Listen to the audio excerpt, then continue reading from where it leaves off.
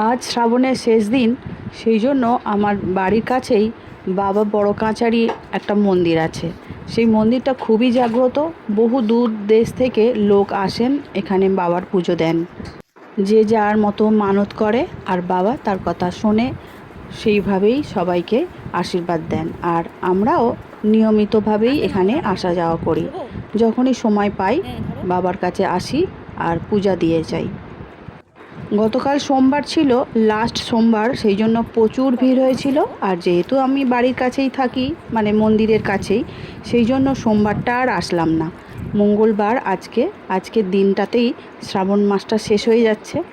আর আজকে আমার বাড়ির পুচকুর জন্মদিন, সেই হিসাবে একসঙ্গে তার নামেও ভালো করে পুজো দিয়ে দিলাম। ভিড়ভাড়টা আজকে একদমই কম। বাবার প্রতিষ্ঠিত করা পুকুর থেকে জল তুলে নিয়ে এখান থেকেই প্রসাদগুলো কিনে নিতে হয়, আর জুতো এখানেই জমা রাখতে হয়। আর এখন তো সব মন্দিরেই প্রায় হয়েই গেছে যে মেন ঠাকুরকে ফটো তোলা নিষেধ, মানে মন্দিরের মধ্যে ক্যামেরা বা ফোন নিয়ে যাওয়া একদম নিষিদ্ধ হয়ে গেছে। আগে কিন্তু এই নিয়মটা ছিল না, তখন তবু বাবার ফটো একটু তুলে নিয়ে আসা যেত।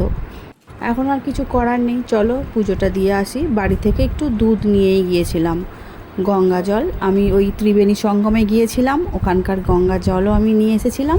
সেই গঙ্গার জল ভাবলাম বাবা ভোলেনাথের মাথায় বা বাবা বড় কাছারির মাথায় এটাই একটু ঢালা যাক। যেহেতু আমি অনেক কষ্ট করে সেখান থেকে বয়ে নিয়ে এসেছি ত্রিবেণী সঙ্গমের জল আর দুধ, আর নিলাম বাবার পুকুরের জল।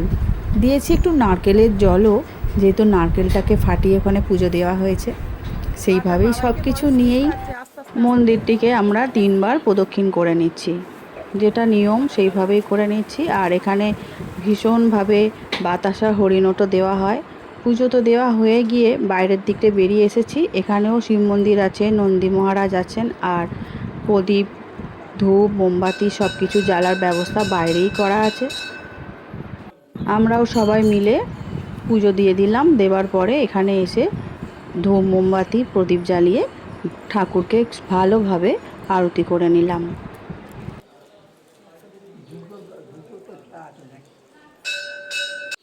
তোমরা যারা মন্দিরের কাছাকাছি থাকো বা বাবা বড় কাছারির দর্শন করে গেছো, তারা নিশ্চয়ই সবই জানো। আর যারা এখনও বড় কাছারির বাবার দর্শন করনি, তারা অবশ্যই একবার হলেও দেখা করে যেও বাবার সঙ্গে। প্রচুর ভিড় হয়, আর এখানে মেলার প্রাঙ্গণটা অনেক অনেক বড়। আমি আজকে অত ভিডিও করিনি, যার জন্য তোমাদের সঙ্গে শেয়ার করতে পারলাম না। অনেক জায়গার, বড় জায়গা জুড়েই এই মেলাটা হয়। আর বাবার মন্দিরটাও খুব সুন্দরভাবে সাজানো হয়েছে, আগের থেকে অনেক অনেক সুন্দর করা হয়েছে। যেসব বাচ্চাদের ছোটোবেলার অন্নপ্রাশনের সময় পুজো দেওয়া হয়, মানত থাকে, তাদের জন্য এখানে বিশালভাবে পুজো ব্যবস্থা করা আছে। আর দেখতেই পাচ্ছ সবাই কিন্তু খুব ভালোভাবেই পুজো দিচ্ছে। আজকে একদম মন্দিরটা ফাঁকা, আমরা খুব ভালোভাবে বাবার দর্শন করেছি আর পূজাও দিয়েছি। এবারে আমরা বাড়ি ফিরে আসছি। যেখান থেকে পূজার প্রসাদ নিয়েছিলাম, ওখানে আমাদের আবার প্রসাদগুলোকে ঠিক করে প্যাকেট করে নিতে হবে। আর এখানে সিঁদুর টিঁদুর দান করে নিয়েছি। চলো, এবারে সব কিছু হয়ে গেছে। আর বাবার কাছ থেকে পুজো দেওয়ার পরে কিছু না খেয়ে বাড়ি ফিরতে নেই, সেই জন্য আমরা হিঙের কচুরি, ঘুগনি আর একটু মিষ্টি খেয়ে নিলাম সবাই মিলে বাড়ির জন্য। আর পূজার জিনিসপত্র অল্প বিস্তর কিছু কিনে নিয়েছি। এবারে বাড়ি চলে আসলাম। কেমন লেগেছে আজকের ভিডিওটা অবশ্যই কমেন্ট করে জানাবে। আজকের মতো টাটা, সবাই খুব ভালো থেকো।